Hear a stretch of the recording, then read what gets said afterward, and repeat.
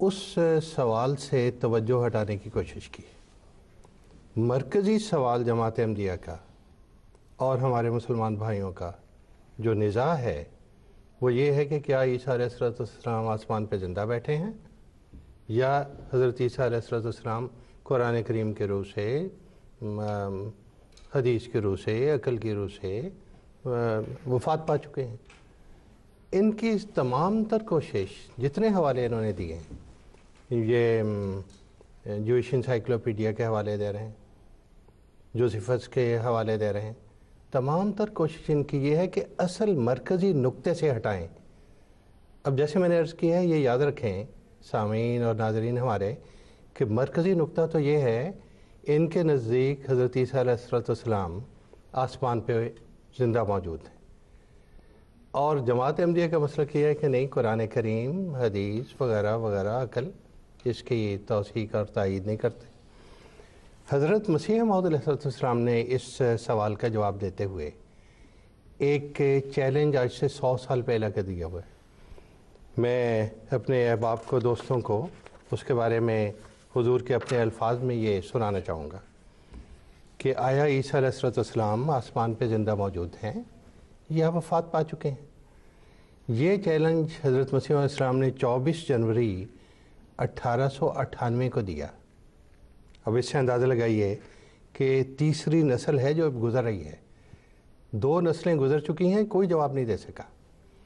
حضور نے اس میں فرمایا، پھر اگر پوچھا جائے کہ اس بات کا کیا ثبوت ہے کہ حضرت عیسیٰ علیہ السلام اپنے جسم عنصری کے ساتھ آسمان پر چڑھ گئے تھے، تو نہ کوئی آیت پیش کر سکتے ہیں اور نہ کوئی حدیث دکھلا سکتے ہیں۔ صرف نزول کے لفظ کے ساتھ اپنی طرف سے، اب یہ اپنی طرف کے لفظ کو یاد رکھنا چاہیے، صرف نزول کے لفظ کے ساتھ اپنی طرف سے آسمان کا لفظ ملا کر عوام کو دھوکہ دیتے ہیں۔ مگر یاد رہے کہ کسی حدیث مرفوع متصل میں آسمان کا لفظ پایا نہیں جاتا، اور نزول کا لفظ محاورات عرب میں مسافر کے لیے آتا ہے، اور نزیل مسافر کو کہتے ہیں۔ چنانچہ ہمارے ملک کا بھی یہی محاورہ ہے کہ ادب کے طور پر کسی وارد شہر کو پوچھا کرتے ہیں کہ آپ کہاں اترے ہیں، اور اس بول چال میں کوئی بھی یہ خیال نہیں کرتا کہ یہ شخص آسمان سے اترا ہے۔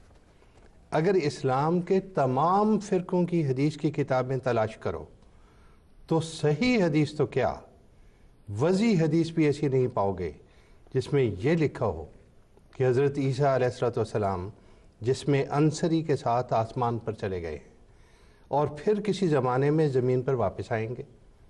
اگر کوئی ایسی حدیث پیش کرے تو ہم ایسے شخص کو 20,000 روپیہ تک تاوان دے سکتے ہیں، اور توبہ کرنا اور اپنی تمام کتابوں کو جلا دینا اس کے علاوہ ہوگا۔ اب جیسے میں نے عرض کیا، 1898 سے چیلنج چل رہا ہے، یہ تیسری نسل گزر رہی ہے، لیکن کوئی شخص نہیں جو حضرت مسیح موعود علیہ السلام کے اس چیلنج کو قبول کرتا۔ یہ نہیں کہ عام علماء کو یہ چیلنج دیا گیا، حضور کے زمانے میں کتنے قدآور علماء تھے۔ شیخ الکل مولوی نذیر حسین صاحب دہلوی ہیں، مولوی محمد حسین صاحب بٹالوی، سینکڑوں علماء حسرت سے یہ سارے آسمان کی طرف دیکھتے رہے کہ عیسیٰ علیہ السلام آسمان سے اتر آئے۔ ثابت تو یہ کر نہیں سکے کہ چڑھے تھے، اترنے کا بھی انتظار کر رہے ہیں، لیکن انہیں نہ کوئی آیت ملتی ہے، نہ کوئی حدیث مرفوع متصل ملتی ہے جس میں یہ ذکر ہوتا کہ عیسیٰ علیہ السلام دراصل آسمان پر زندہ اٹھا لیے گئے۔ اور ہمارا نتیجہ وہی ہے۔ یہ بات تو اس طرح کر رہے ہیں نا کہ حضرت مسیح موعود علیہ السلام نے یہ فرمایا کہ عیسیٰ علیہ السلام کی صلیب پہ موت اگر ثابت کی جائے تو یہ ثابت ہوتا ہے کہ نعوذ باللہ آپ لعنتی ہیں۔ ہمارا نتیجہ وہی ہے کہ اگر آسمان پر زندہ نہیں اٹھائے گئے تو لازماً آپ نے اسی زمین پر اپنی قوم بنی اسرائیل میں پیغام پہنچایا ہوگا اور تبھی وفات پائی ہوگی۔ اور نبی پاک صلی اللہ علیہ وسلم کی پیشگوئیوں کے مطابق امت مسلمہ کے زوال کے موقع پر جس امام مہدی اور مسیح موعود نے آنا تھا وہ امامکم منکم، امت محمدیہ میں سے ہونا تھا، اسی نے آپ کا امتی اور غلام ہونا تھا، جیسا کہ حضرت بانی سلسلہ علی احمدیہ کے نام سے ظاہر ہے، غلام احمد، آپ کے نام میں یہ بات پائی جاتی ہے. تو یہ مختصراً اس کا جواب ہے. آگے بات انشاءاللہ چلے گی. اس میں ایک اعتراض وہ یہ بھی کرتے ہیں کہ اس پہ علماء اور صلحاء امت کا اجماع ہے کہ عیسیٰ علیہ السلام آسمان پر زندہ موجود ہیں. یہ صحیح بات ہے. یہ کہہ رہے ہیں کہ علماء اور صلحاء امت کا اجماع ہے، لیکن اس اجماع کی انہوں نے بڑی عجیب و غریب تعریف کی ہے کہ جس پہ 2-4 مجددین متفق ہو جائیں، علماء متفق ہو جائیں، اسے یہ اجماع قرار دیتے ہیں. ایک سادہ سی بات، عام فہم، ہر مسلمان سنی شیعہ اس کو مانتا ہے. حضرت نبی کریم صلی اللہ علیہ وسلم کی وفات پہ حضرت عمر کہتے تھے نبی پاک زندہ ہیں.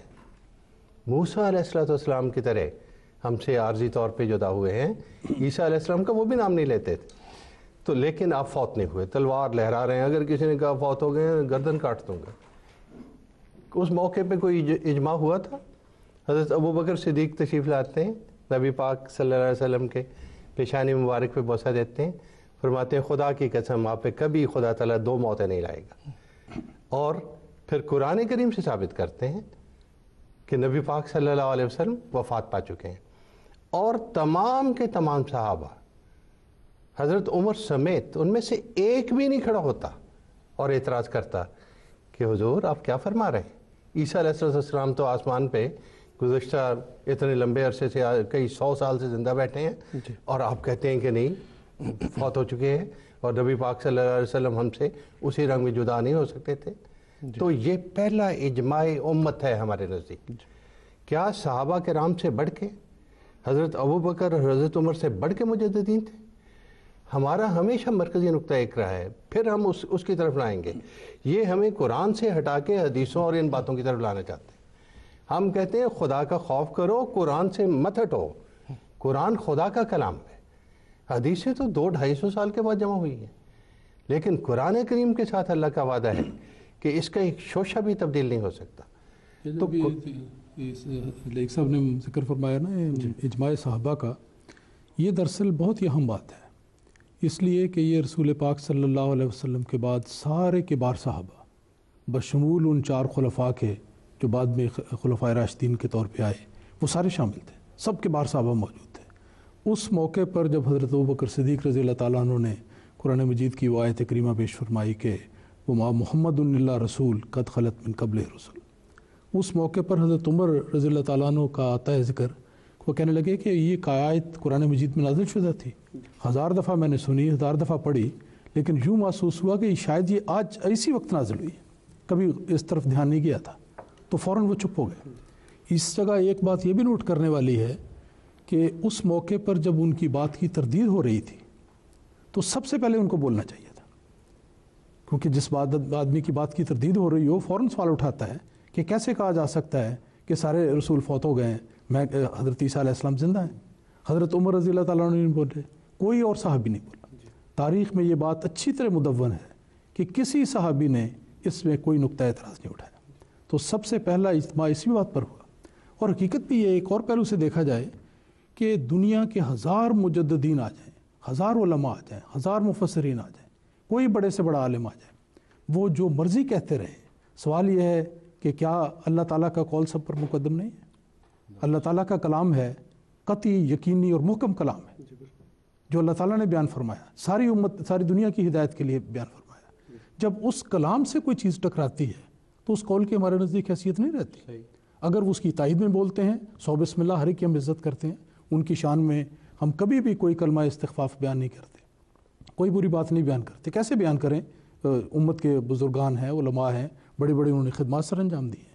لیکن سوال یہ ہے کہ اگر ایک طرف کو قرآن مجید رکھا جائے اور دوسری طرف 2، 10، 15، 20، 50، 100، 1000 علماء کی باتیں رکھی جائیں، اگر ان میں ٹکراؤ پیدا ہوگا تو ان سے میں پوچھتا ہوں سوال کرنے والوں سے کہ آپ بتائیں کہ آپ کس کا ساتھ دیں گے؟ حضرت مسیح موعود علیہ السلام نے ایک غیر احمدی عالم جن سے بات ہو گئی اچانک، ان سے آپ یہی انہوں نے سوال کیا جب مسیح موعود علیہ السلام نے دلائل دیے کہ وفات مسیح اس طرح ثابت ہے، اس طرح ثابت ہے، تو کہنے لگے